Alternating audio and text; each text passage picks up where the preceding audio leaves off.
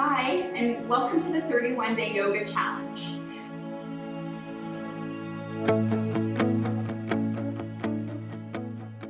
Thank you for being here.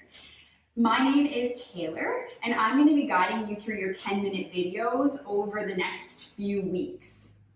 Before we get started, I'd like to point out that you can pause this video at any point whenever you need a break and pick it up at a later time. Or if you come across a video that you don't really feel comfortable doing, or it's not really your thing, you can skip that video and come back to this one or any other video that you like. So the biggest question that you might have is, what is yoga? And the answer to that question can be complex, but it can actually be quite simple too. And that's kind of what I would like to do over the next few weeks, is show you that yoga can be simple and it can be accessible to everybody. So yoga translates directly to the words yoke or unite. And it makes sense because yoga really is a practice that unites the mind, the body, and the spirit through different things like movement, or asana, we call it in yoga, which is maybe what you think of when you hear the word yoga, is people in different shapes and in different postures. So that is a part of yoga, but there's lots of other things to explore as well. Another great thing about yoga is breath, what keeps us alive every day, and really taking time to focus on your breath and slow things down.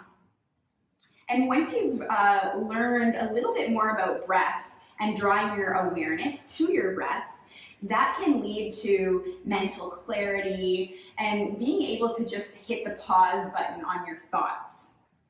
That in itself is a huge practice, being able to kind of turn things away and just be still within your body with your breath.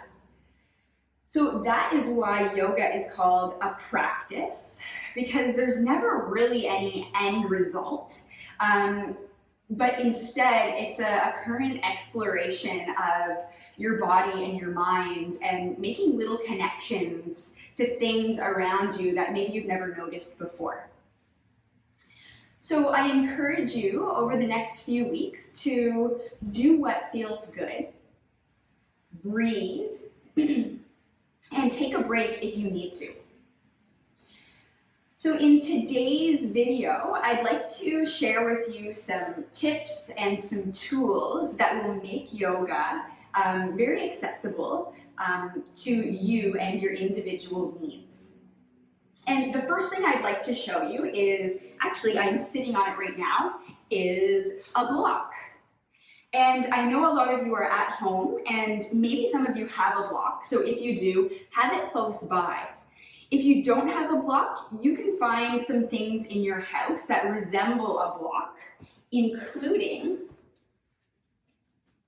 a book. So anything that's kind of stable and sturdy that you can slide underneath your hips to give you a little bit of a lift, just so that you're not putting so much pressure on your knees and your ankles, and so that you can find a comfortable place to sit. You want to make sure that you're in a place where you can kind of let go of the body, instead of a place where you're constantly focusing on, oh, I have this book digging into my leg. Always give yourself time to adjust and figure out what feels good that day and in that moment. So another great way a block can come in handy is as an extension of your legs or your arms. So for example, if you were to bring your legs out in front of you, you can try this with me if you'd like, or you can just watch. And we were coming into some sort of a forward fold. If you're feeling super tight through the backs of your legs, you could slide a block underneath your legs to support the knees and then kind of fold forward from there. Or you could use your block to kind of reach toward your toes as an extension of your arms. There are some other ways that you can use a block, and you can get creative So if you're using it to support yourself in some way that feels good, and maybe I haven't mentioned it, feel free to do it as long as you're in a safe place. The other thing I would like to show you is a strap. And a strap is great for some of the same reasons that a block is great. Again, you can use this as an extension of your limbs. So if you're not quite touching your toes, which is totally normal by the way, you can wrap a strap around the soles of your feet and focus on sitting up tall instead.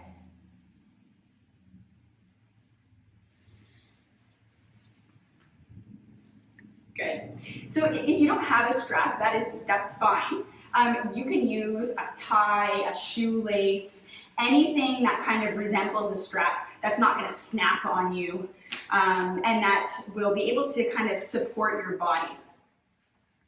The last thing that I'd like to show you today is this knee pad. And this is just a cut out piece of mat. You can tell I just kind of cut it off the end of an old mat. But this is a great way to support your joints in poses like this, tabletop, where you might need an extra little bit of cushioning underneath your knees. I also like to use this if you're off your mat slightly and you find that your ankle bone or some form of your body is kind of digging into the floor, you can always slide it under to support you there as well. We will be exploring how to use these props and how they can support your practice throughout the next 31 days. And if you ever have any questions, feel free to email me, the same email that you were using to register, and I would be more than happy to answer your questions. The goal of this 31-day challenge is to make the most amount of people feel good, especially after kind of a rough year. This is a really great way to give yourself just 10 minutes to focus on what's happening internally and letting go of all the external data around you. So one more thing before we end. Find any sort of comfortable seated position and then place your hands at heart center. If you'd like, you can close your eyes. Take a moment to simply breathe without much effort.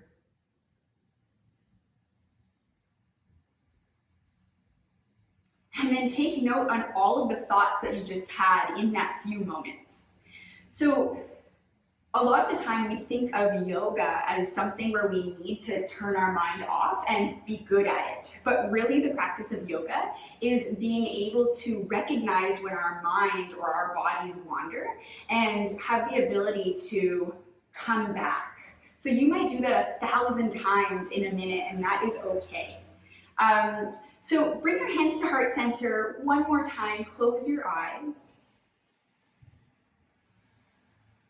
If your mind wanders, see if you can bring it back.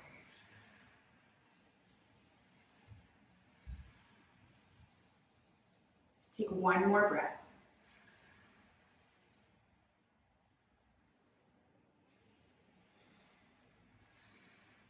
And to end a yoga practice, we say something that means the light in me honors the light in you, and that word is namaste. So, namaste. Thank you and see you tomorrow.